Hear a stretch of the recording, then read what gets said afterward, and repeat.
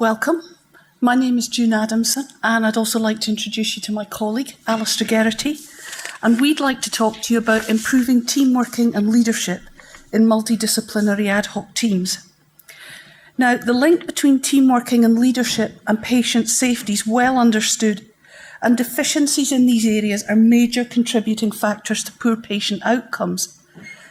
The Agency for Healthcare Research and Quality looked at medical team working in 2005, and they concluded that the medical field lacked a theoretical model of team performance. And they said that patient safety could be improved by introducing the science of team training.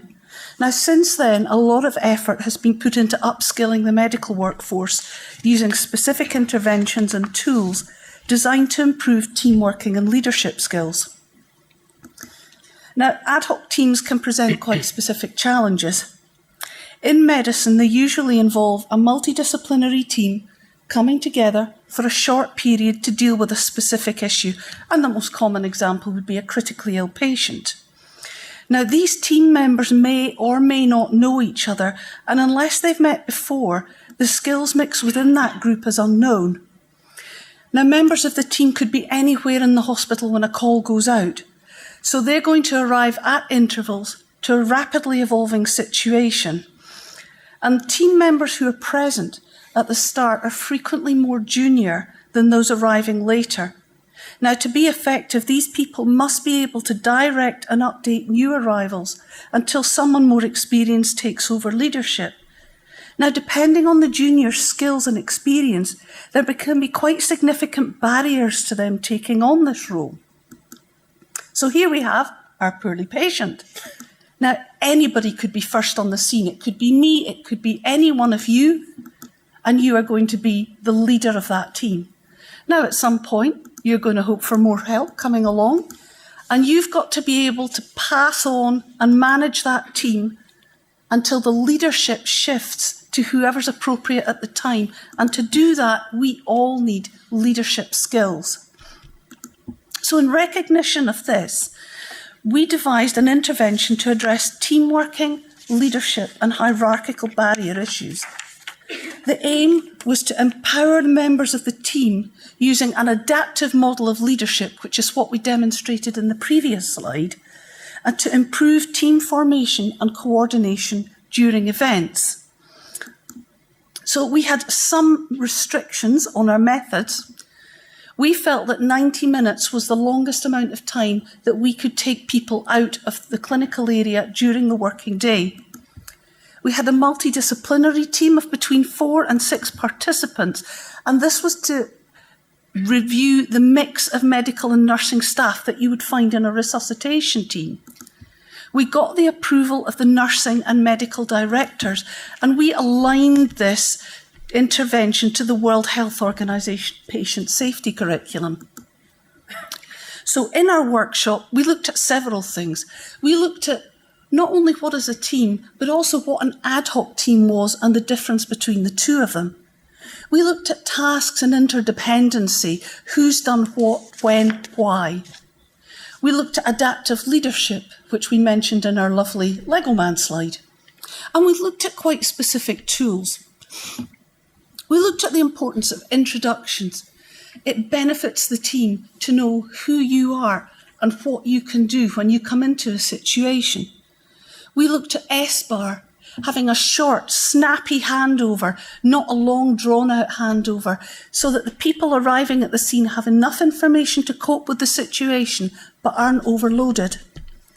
We looked at closed-loop communication, feeding back to the team when a task has been finished or when something has been done, so that the team is kept updated on the situation, but also that they know that person is now freed up to do something else.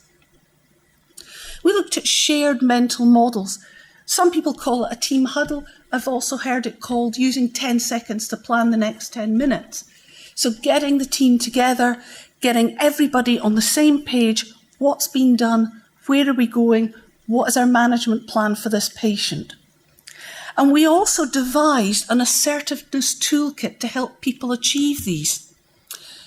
First thing we thought of was think about the volume. It's not quiet in any critical situation, and you've got to make yourself heard. Using names when delegating tasks. We all know what happens when you ask somebody to do something. You either lose your entire team or nobody does it. So try and use names, but quite often you can't see the name badge. If you can't do that, make eye contact. Positive gestures, these are all helpful. Don't sugarcoat requests. We're all very British and very polite, but there are times when that's not appropriate, and the resuscitation or a critical situation is one of them. I'm not saying be rude, but there's a time and a place for it. And lastly, develop a few phrases to get you out of sticking points. Can I clarify is a brilliant one, because it's not that the leader has to know everything, but they do have to be able to draw the answers from the rest of the team. So our method was to use a simulation scenario to look at the forming and storming stages of an ad hoc team. Participants arrived at 1 minute intervals in the scenario to mimic this situation of people coming from all over the hospital, and the order of entrance was randomised by drawing cards. Our patient was short of breath, and she was deliberately complex with many comorbidities, and what we were trying to force the team to do was lots of discussion and reasoning. Our method of data collection, we used immediate pre- and post-course questionnaires, and we followed them up at 6 weeks with a post-course questionnaire on SurveyMonkey. The knowledge was self-assessed, and for the attitudes we used ORMAC, which is Operating Room Management Attitudes Questionnaire. It's a safety survey for theatre teams, but we had modified this for use in a resuscitation team. Behaviour was assessed using a single narrative question. Has the course influenced you, yes or no, and how? And so I'm going to talk you through our results. We'll start with some of the demographics of our group, look at some of the knowledge outcomes, some of the attitudinal changes that we demonstrated, and some of the behavioural changes. So with regards to demographics, we had a total of 129 participants. That was over an 18-month period. Majority had some previous teamwork and leadership training and also some sim training, but perhaps most importantly, about 3/4 stated that they'd experienced problems with teamworking or leadership within the working environment. With regards to the kind of makeup of our cohort, you remember June said that we wanted to get proportions roughly reflective of the proportions that are present at a resuscitation team, and we were happy that we achieved that. So you can see about 50% made up of FY1, so the most junior medical team, about 1/3 from a nursing staff background, including staff nurses, senior charge nurses, advanced nurse practitioners, and about 15% made up of either anaesthetic or medical registrars or kind of more senior medical trainees. With regards to our knowledge outcomes, we got them to self-assess their own understanding of some of the key concepts that we tried to introduce within the workshop. So some kind of global markers, so teamwork skills, leadership skills, but also some of the specific tasks that we wanted. And then compared them immediately before and then 6 weeks after the intervention. And we're pleased to see that across everyone, people self-assessed themselves to be better. And these were all statistically significant. So just draw attention to a few of these. So particularly with regards to graded assertiveness, so there's 27% rated themselves as either having poor or very poor understanding, and that was reduced to only 4%. With regards to closed loop communication, again, similar proportions, so it's 26 up to 3%. And perhaps our best achievement was around shared mental models. So before we did the intervention, 47% of our group self-rated themselves as having poor or very poor understanding, and that was reduced to only 9%. So if you look at the attitudinal data for each of these tables, we've got a safety statement over at the left-hand side. We've then got our Likert scale responses in the middle, and then our p-value, and that's reflective of the Mann-Whitney-U test that we used to compare the two. So if you look at information sharing attitudes, our teams strongly endorsed the idea to verbalise plans and ensure that all their information was understood, and that was the same before and after intervention, but with a stronger endorsement of the statement. And likewise, with regards to debriefing, they agreed that would help to develop and maintain effective team coordination. So neither of these are statistically significant, but certainly suggest a trend towards increased verbalising of plans and debriefing to improve team performance.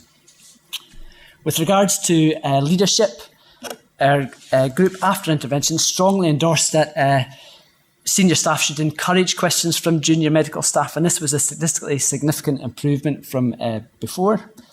They disagreed that doctors who encourage suggestions are weak leaders, and again that was a stronger endorsement after the intervention. And they also disagreed that there were no circumstances where a junior medical person could not lead the team, and again that was approaching statistical significance. What didn't change before or after with a fairly equal distribution was where that leadership role should rest, whether that should be entirely with the medical staff or not. So if you look at attitudes to leadership as a whole, there's a general trend towards a flattening of hierarchy with encouragement of questions from junior and nursing staff, and acceptance that junior medical or junior team members could lead the team. With regards to assertiveness, our kind of largest swing in attitudes was that if they perceived a problem, that they'd be willing to speak up. You can see that the p-value there makes it highly statistically significant. There was also a move towards asking more questions if they felt that they didn't understand something. And they disagreed that disagreed that team members should not question senior decisions. Again, there were some attitudes that didn't change before or after intervention, so particularly that people still felt uncomfortable if they had to speak to another discipline and tell them they had to take action. And that may reflect within our workshop that we made quite a strong distinction between what assertiveness is, what confidence is, and what competence is, and the difference between them.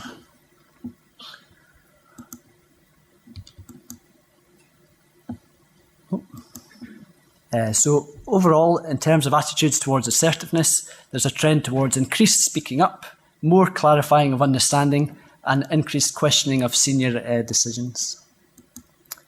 If you look at some of the behavioural outcomes, so 94% of respondents felt that the course had influenced their behaviour in the workplace. And I'm going to pick out some of the kind of narrative examples that people sent us.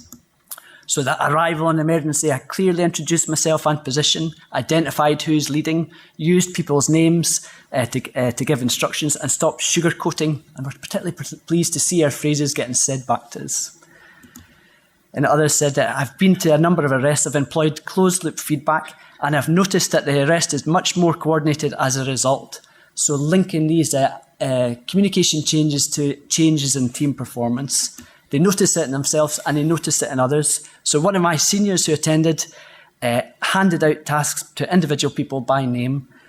And so we got about 70 or 80 responses back about this. And each one, or almost a man, identified increased use of team communication techniques and relating that to improved team coordination.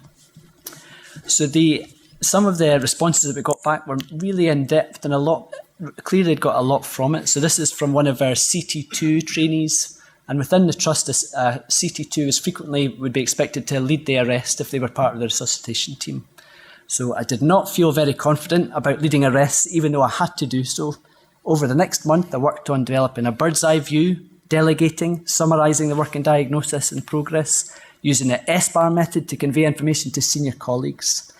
And then I feel I lacked experience about what to do next, but I wasn't scared to ask advice from the team. I think this really helped. So a discussion, we've demonstrated that a short multidisciplinary intervention can improve understanding of teamwork and leadership skills. It can change teamwork and leadership attitudes with an increased, a shift towards increased information sharing, flattening of hierarchy, and increased assertiveness. And it seems to reflect altered behaviour in the workplace. So how did it work? So I think the WHO curriculum has really helped to give us a kind of multi-layered approach to changing these attitudes. So you've got experienced faculty talking about these skills that is then immediately endorsed by peers and seniors and multidisciplinary within the group. You've also got a simulation to reinforce it and practice it, and it's reinforced again in the debrief. I think the adaptive leadership model that we encouraged has really forced people to consider skills from both aspects. So if I have to lead, what do I want my team to do?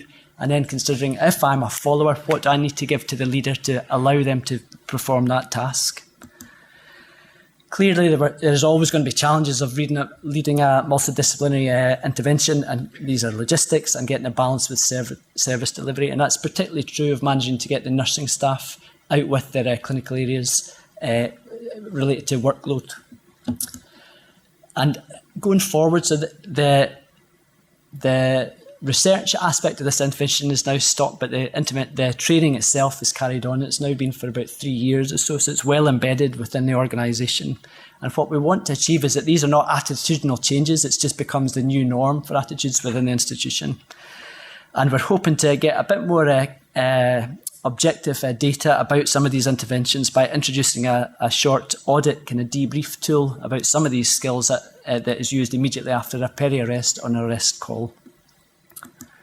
So in conclusion, a short multidisciplinary feedback workshop within working hours is feasible, and we've been able to demonstrate sustained change in knowledge, attitudes and behaviours over a 6-week period, which seems to amount to improved teamwork and leadership in ad hoc teams, and we think this translates to the workplace. Thank you very much. And I would just like to say that this work was supported by the Clinical Skills Managed Educational Network with a research grant, which we forgot to acknowledge. Thank you.